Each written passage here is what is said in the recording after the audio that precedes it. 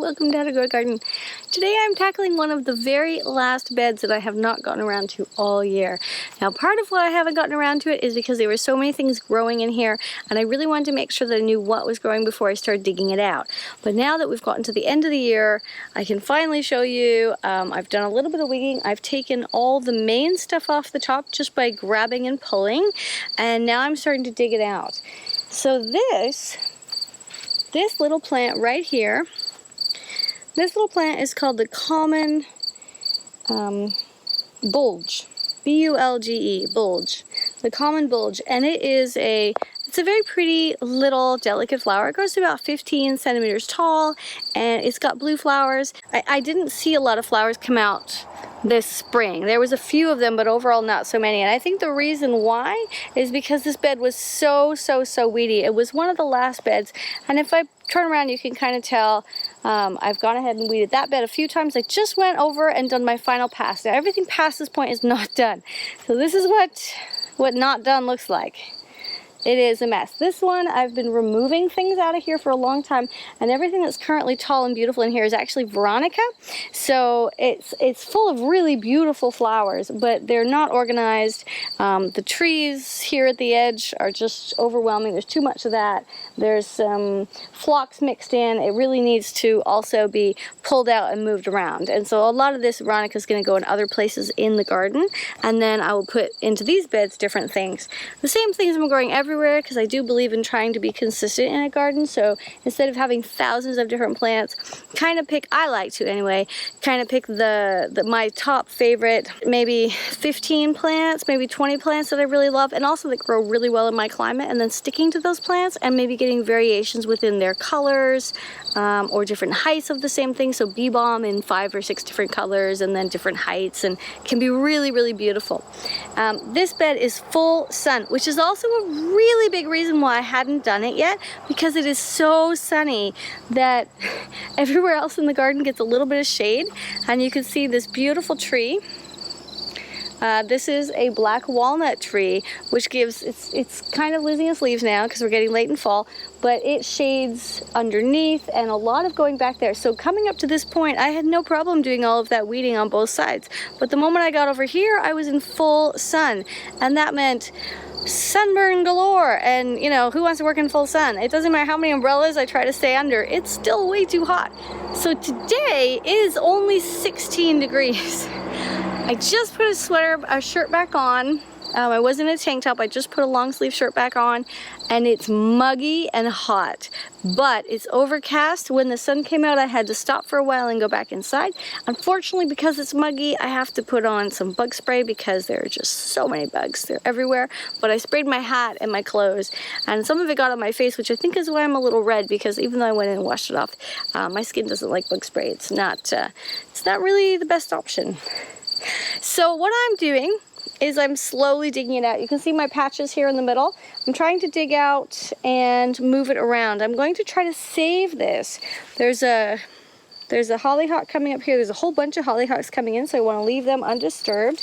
These are some irises, of course. Now, like this, the irises won't grow. They want their little bases have to be visible. If you have an iris and it's completely underground, you just have the greens coming up, you won't get anything. The root, the top part of that root needs to get sunlight, or you won't get any flowers.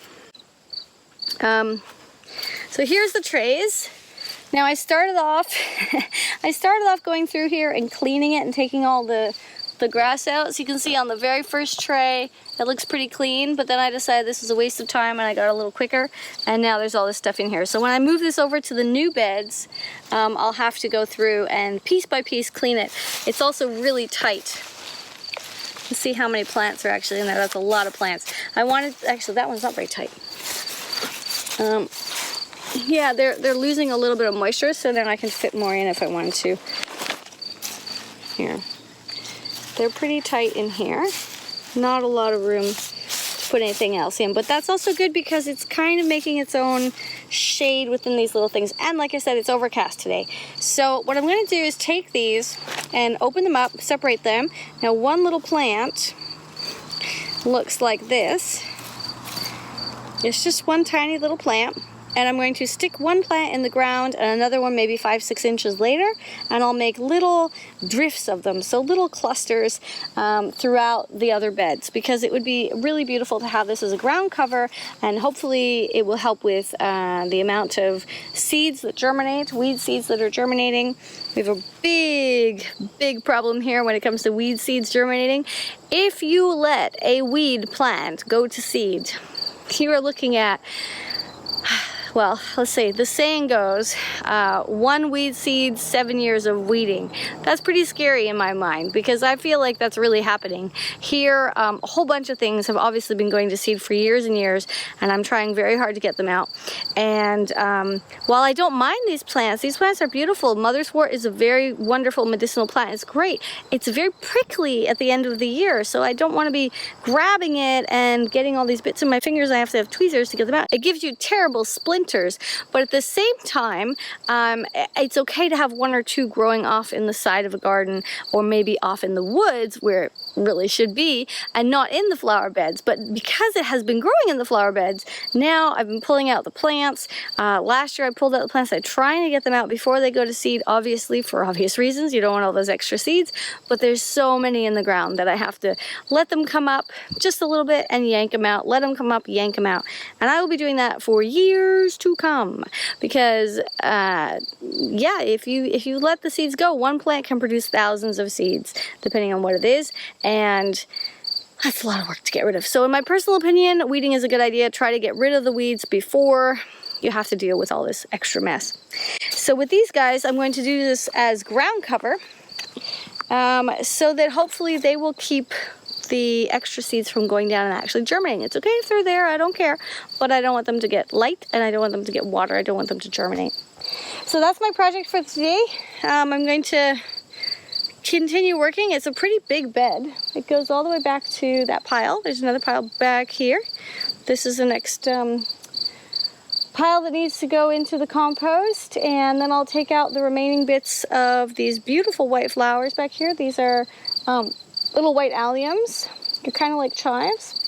And I'll pull out the and also pull out the irises, because they need to be pulled out and replanted. I'm going to take the entire thing down to nothing. Then I want to take out or not all of them. Then I want to try to remove at least half of the bulbs. They're gorgeous allium bulbs in here, and I want those allium bulbs in all the other beds. So that's a really big plan, because I have to dig pretty far down. I have to dig down about 8 inches or so, and that's where the bulbs are. They tend to be between 4 and 6 inches or so, but I'm going to go down 8 just to make sure, and then try to dig them up, half of which I'll put back, or maybe a quarter I'll put back, and the rest I'll take out, and then start sprinkling them around into other beds in little drifts, so that come June we won't just have these beautiful big sensation alliums here. We'll have them all over the place. I don't want them all over the place so much that it looks like a mess, of course. I want them clustered in different areas, so it'll be really beautiful. We also have a huge, this is also part of the problem, we also have a huge grape that is very much in the way. This was all across here, so I'm going to have to cut this back, and eventually we'll have to figure out what we're going to do with it. It's got 2 parts, so it actually needs 2 or some kind of structure, 2 structures it can grow on.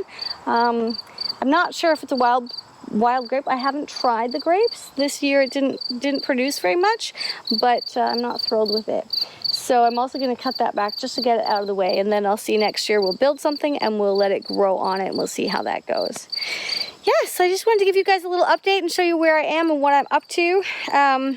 If this looks tedious, it's because it is. Holy coly. This is an enormous amount of work. I have been out here all day.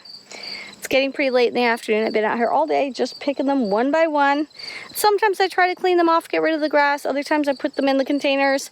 I guess it depends on how I feel in the moment. If I'm frustrated about how long this is taking, or if I feel like taking my time. But I'm going to go over and start planting some of these, and then I'll come back and take out more, because I don't want them to sit out of the ground too long, these containers here.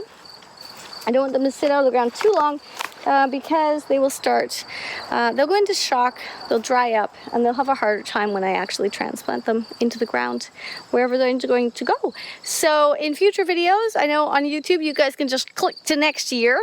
I can't do that quite yet, but next year it'll be exciting to see these little common burgules, burgules, how do I say that word? I'm not sure. To see that throughout the garden should be really pretty. I'm Scarlett, thanks for watching, and I will see you in the next tutorial.